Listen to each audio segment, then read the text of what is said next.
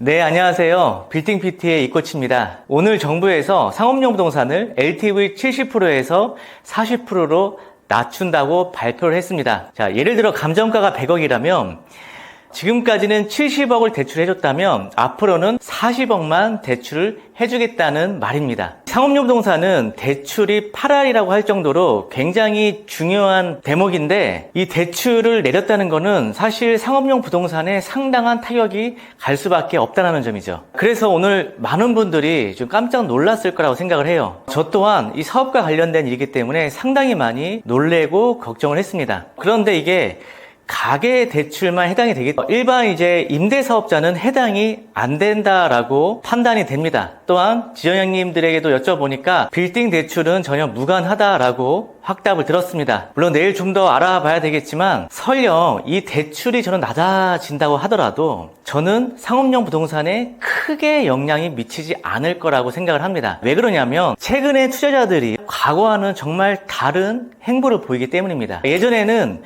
최소 70에서 80%, 많게는 90%까지 대출을 받았더라면 지금은요, 대부분 투자자들이 한 50% 정도 수준에서 대출을 받습니다. 경기가 어렵고 한번 어려운 시장을 경험을 해봤기 때문에 크게 무리해서 대출을 일으켜서 투자를 하려고 하지 않으세요. 그래서 이번 시장에 대출을 낮춘다고 하더라도 저는 크게 시장의 영향을 받지 않다라고 생각을 하는 거죠. 실질적으로 LTV가 40%를 낮춘다고 하더라도요, 신용대출을 20%를 더하면 60%까지 대출을 받을 수가 있습니다. 그러기에 투자 여력은 충분히 있다라고 판단이 되는 것이죠. 자, 물론 여전히 70에서 80% 이상 대출을 일으키려고 하는 사람들은 상당히 제약을 받을 것으로 보입니다. 하지만 저는 이 공백을 주택 투자자들이 그 대안을 메꿔줄 거라고 생각을 해요.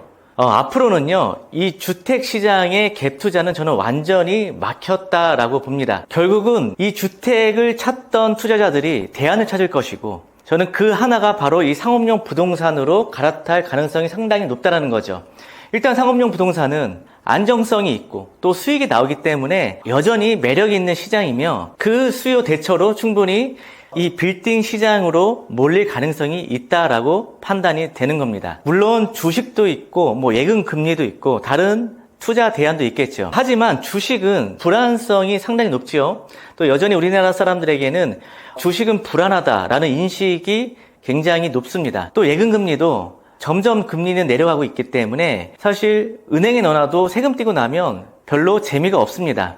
결국 투자자들은 대안을 찾을 것이고 결국 돈이 갈 데가 없기 때문에 이 상업용 부동산으로 올 가능성이 상당히 높다는 것이죠. 즉, 이 풀대출이 안 되는 투자자들의 빈자리를 주택 자금에서 이탈한 자금이 메워주는 구조가 만들어질 것이라는 겁니다. 그래서 이 상업용 부동산은 실물 자산이잖아요. 우리 눈에 보이고 안전성이 있고 수익이 나오고 이 현금 흐름을 창출할 수 있기 때문에 저는 앞으로 더 이 현금 흐름을 기대할 수 있는 투자가 늘어날 것으로 판단이 됩니다. 만약에 설령 대출이자 낮아진다 하더라도 시장 전반에 따른 과도한 우려는 크게 하지 않아도 될 것으로 보여집니다.